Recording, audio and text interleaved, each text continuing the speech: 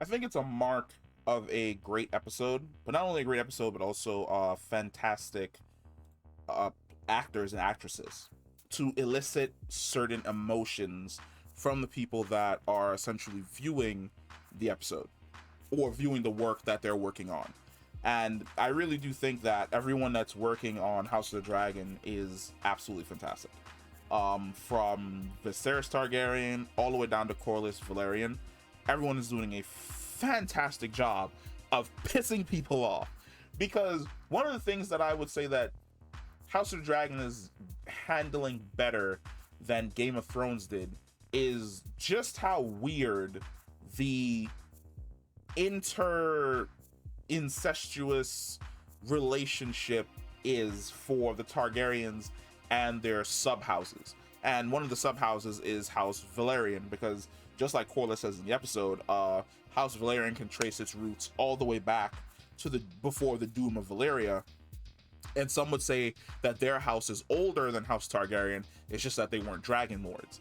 But for the most part, at this point in time, the Targaryens have essentially bred with everyone. And not everyone, because I think at this point in time, I think there was probably only one Targaryen who might have married a Stark and went to the north, and then one Targaryen who married a Lannister and went to Lannisport.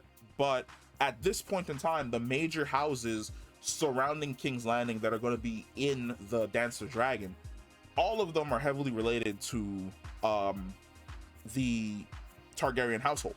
The Hightowers, the Baratheons, the Valerians, all of them have essentially been in this giant incestuous pot where that person's your cousin, that person's your uncle, that person's your auntie, that person is like your half brother, that person's your half auntie, that person your auntie two times removed, that person over there is technically your wife's sister, who's also your cousin, that's also low key your aunt.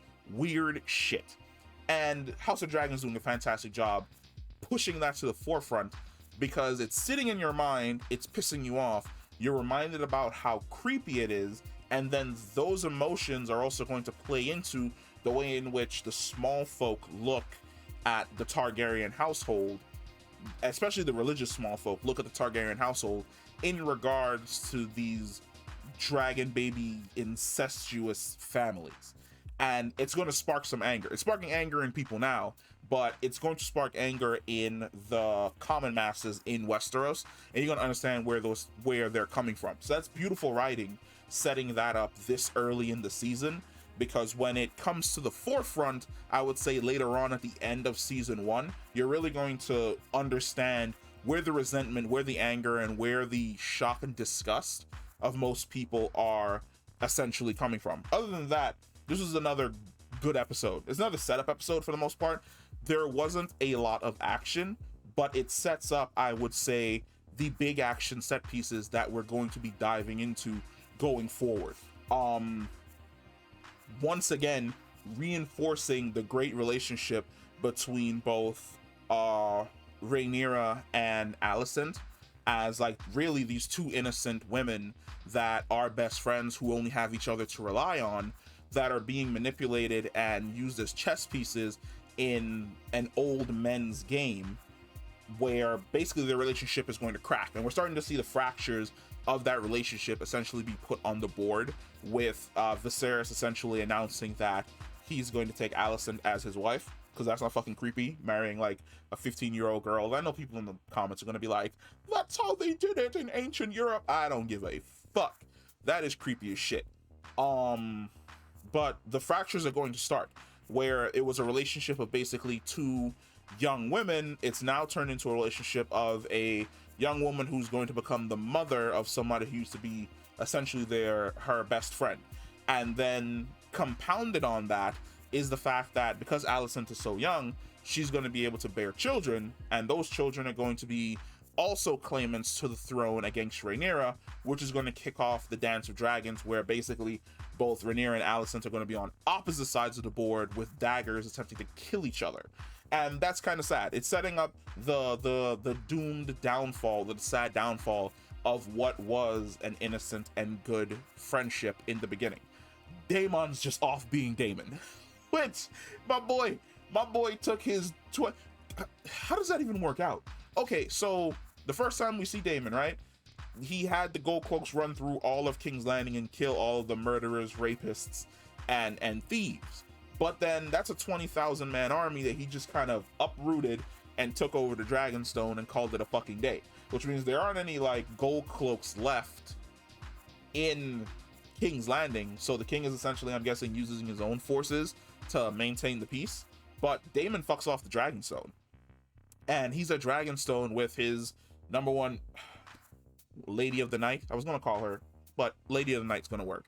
And he's pissed. And it's understandable why he's pissed. And I think Matt Smith is really enjoying the role of Daemon. Now, he definitely said that he doesn't enjoy all the fucking sex scenes, and I can understand that. It's kind of like, come on, like, I understand it's Game of Thrones, but at the exact same time, we don't really focus on the action. focus on the fighting. But he's having a blast at Daemon. He's cocky, he's swagging about, he's sulking for the most part, and he's acting out and lashing out like a child in order to elicit a response from his brother, and his brother is just like, I'm not gonna fucking pay attention to him. My seat of power is King's Landing. No one's currently at Dragonstone. Daemon wants to fuck off the Dragonstone and rule the entire island by himself with his Lady of the Night. That's 100% his goddamn business. But for me, I'm here chilling, comfortable in my power with Rhaenyra as my designated heir, and Daemon can do whatever the hell he wants. Now we're going to move into the part of the episode that I absolutely fucking despise, which is the marriage arrangement between Corlys Valerian's daughter and Viserys Targaryen. Like that scene portrayed amazingly. Like, I don't know why, but my blood pressure was through the roof. Not only my blood pressure was through the roof, I was low-key white-knuckling that entire fucking time. There was a level of pressure on my shoulders that I did not expect to feel from a scene. Like, the tension in that scene was super fucking high for me, because here's this like really old ass dude. He is like mid to late 40s, and like here's this 10-year-old girl, and you can tell that Viserys is just like, come on, like I don't want to do this shit. Like, look at you, like you're fucking young. But at the exact same time, the wheels are turning in his head where he's like, if I do marry this little ass girl, I'll be able to secure my power. But at the exact same time, on the opposite side of the chessboard, fucking Otto Hightower is moving his daughter in the exact same slimy way, but he's being way more overt about it, where he's just like, tonight, how about you wear one of your mother's dresses? First off, that's creepy as fuck. Like, if you approached your daughter and was like, hey, I have an idea. My best friend's wife just died. How about you wear one of your mother's sexy dresses and go visit him in his bed at 1 in the morning? I'd whoop his ass. Cross the board 100%, you get fucked up. But he's being way more overt with manipulating Viserys than Corlys is. Corlys is like, here's a piece, it's on the board, you can go for it, or you can choose not to go for it. But if you go for it, great, we'll be united. If you choose not to, okay, I'm gonna be pissed. But at the exact same time, I'm gonna respect your decision because you're the king. Otto is just like, look, fuck them pieces. Go visit the king. Do what you gotta do. And it's like, like, it's but at the exact same time, this is how ancient Europe was essentially built.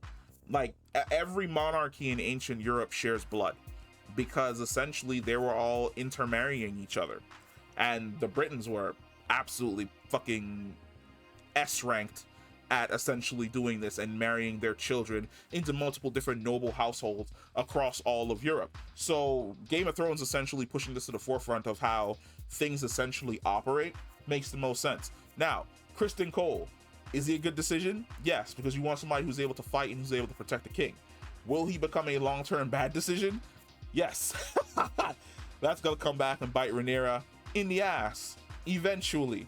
Rhaenyra basically like womaning up and going, you know, fuck this, I'm the heir to the goddamn throne. I don't have to like be a fucking cupbearer. I can point out things, and I can also be super fucking diplomatic. Showing up at Dragonstone, essentially cowing her uncle, and oh, such a beautiful scene. First off, Daemon and Caraxes. Oh my god, like fucking Caraxes stalking on the hill in the background, coming down slowly. Absolutely fucking fantastic. That is a beautiful fucking shot, followed by a second beautiful shot of Rhaenyra just flying underneath the mists of Dragonstone. I love the way in which Dragonstone looks in this, because in the books, Dragonstone is this dark and gloomy place where it rains and there's always mists and there's always lightning because there's some type of black magic going on, and the stones are black and everything is fucked up. This is how Dragonstone is supposed to look. It's one of the reasons why I didn't like the way Dragonstone looked in Game of Thrones in general, which is when you see it on the show, it's always bright. It's always bright, there's a beautiful fucking beach, there's a beautiful cave, there's a beautiful... No. Dragonstone is supposed to be this gloomy, creepy place. And that completely fit it. Because as Otto Hightower and his men are making their way up, all of a sudden they slow down. Because out of the mists coming down is Daemon and the Gold Cloaks. Then out of the mist on top of the hill is Caraxes. Then flying out of the mist and landing on the bridge is Rhaenyra. That's a beautiful scene.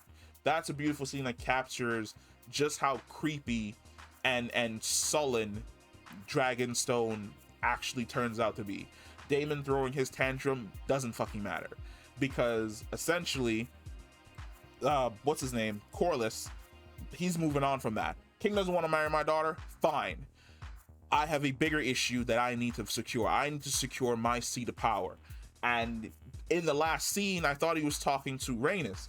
Once again, can I point out that I absolutely hate the naming convention of the Targaryens, because you have Rhaenyra, who's the youngest Targaryen, then you have Rhaenys, who's the older Targaryen, then you have Viserys, then you have Aerys, then you have Daemon, then no. Absolutely despise it. Cross the board 100%. But Corlys is basically pointing out to Daemon, yo, as the secondborns, as the people who will always be number 2 in the realm, we have to forge our own destiny. We need to go out and seize it. We got to go claim that glory for ourselves, even if we got to choke and kill a motherfucker in order to get it. And he's like, yo, the crab feeder is a giant problem in the Stepstones. What we about to do? And Daemon is like, you said fire and blood? I'm in. So which means that the next episode is going to be dope as shit. I think I saw a trailer somewhere, maybe on YouTube. I'll probably have to sit down and check it out. But I'm assuming that the next episode is going to deal with Daemon in the steppes, basically just bodying pirates with Caraxes in the next episode. And it looks like we're doing time skips. So the first episode happened. The second episode takes place 6 months after the first episode. I want to say we may get a time skip of a few years in the next episode. Because it looks like we're going to be going through the entire Dance of Dragons in one season. So House of the Dragon is probably going to deal with the beginning and then end of this entire situation. I don't think we're probably going to get a second season. This may be like a one season and done type of deal, which is going to be annoying because I definitely feel as though it could be fleshed out just a little bit more, maybe extended into 2 seasons. But if they choose to just rush through the entire thing and be done with it, I'm 100% fine with that. I'm okay with it wrapping up this season. But this was a solid episode. Absolutely loved it. This episode is basically setting up all of the dope shit that's going to be happening for the rest of the season going forward, even the creepy incestuous Targaryen shit that I absolutely despise. But if you enjoyed this episode, comment down below, let me know, and I will catch you in the next one. Peace.